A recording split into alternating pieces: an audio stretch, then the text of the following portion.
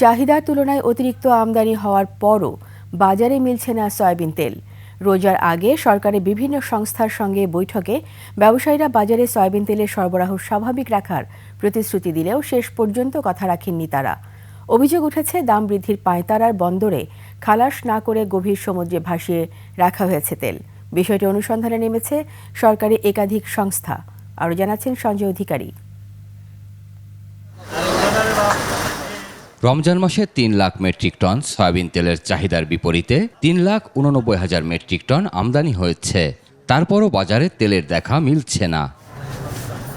গত সোমবার বাণিজ্য উপদেষ্টা অভিযোগ করেন, দাম বাড়ানোর পাঁয়তারাই বড় ৪টি আমদানিকারক বাজারে তেল সরবরাহ কমিয়ে দিয়েছে। তারা চাচ্ছে যারা নিশ্চয়ই, তাতে কোনো সন্দেহ নেই, কিন্তু আমরা সেইটা ঘটতে দিতে চাই না। আমাদের পরিশ্রমের উদ্দেশ্যটা হচ্ছে যে আমরা দাম বাড়াতে দিতে চাই না। এনবিআরের তথ্য মতে জানুয়ারি মাসে ১,১৭,০০০ টন সয়াবিন তেল আমদানি হয়েছে, যা গত ৬ বছরে মাসিক ভিত্তিতে সর্বোচ্চ। আর গত ২ সপ্তাহে টিকে গ্রুপ ৪৩,০০০ টন, মেঘনা গ্রুপ ৫০,০০০ টন এবং সিটি গ্রুপ ২৬,০০০ টন সয়াবিন তেল আমদানি করেছে। এর বাইরে অন্যান্য কোম্পানি ১১,০০০ টন সয়াবিন তেল আমদানি করেছে।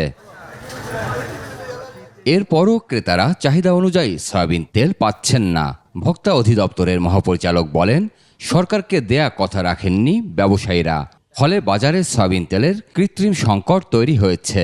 ব্যবসায়ীর সাথে মিটিংয়ের উদ্দেশ্য ছিল যাতে রমজানে মানুষ পণ্যটা সহজে পায়। সেদিন ওনারা প্রকাশ্যে কথা দিয়েছেন যে ২৫ তারিখ থেকে ২৬ তারিখের মধ্যে এখানে বাজারে সব সয়াবিন তেল অ্যাভেলেবেল থাকবে, কিন্তু বাস্তবে আজ পর্যন্ত এই ক্রাইসিসটা আছে। এটাকে আমরা বলতে পারি ওনারা কথা দিয়ে কথা রাখেননি।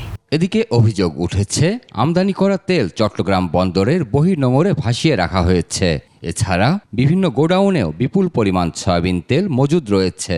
সব মিলিয়ে তেল সংকটের কারণ অনুসন্ধানে ৭ সদস্যের কমিটি করেছে ভোক্তা অধিদপ্তর। তাদের যে পুরনো যে ইল্ড প্র্যাকটিসগুলা সেগুলাতে তারা পরিবর্তিত হয়ে গেছে, এটা মনে করা হলে এটা ভুল হবে। পুরা আমদানির পর্যায় থেকে আমাদের এই বিপণন পর্যন্ত কি কি কারণ জড়িত আছে এবং কি কি স্টেপগুলো আছে, সেখানে কোথায় কোথায় ডিসরাপশন আছে, এই ওরা যদি প্রতিবেদন দেয় তখন আমি ওটা দেখে যেটা সঠিক এটা আপনাদেরকে জানাতে। দোষীদের শাস্তির আওতায় আনা হবে উল্লেখ করে ব্যবসায়ীদের মনোভাব পরিবর্তনেরও তাগিদ দেন তিনি। ব্যবসায়িক সংস্কৃতি এরও আমূল পরিবর্তন দরকার। সঞ্জয় অধিকারী, ২১ টেলিভিশন, ঢাকা।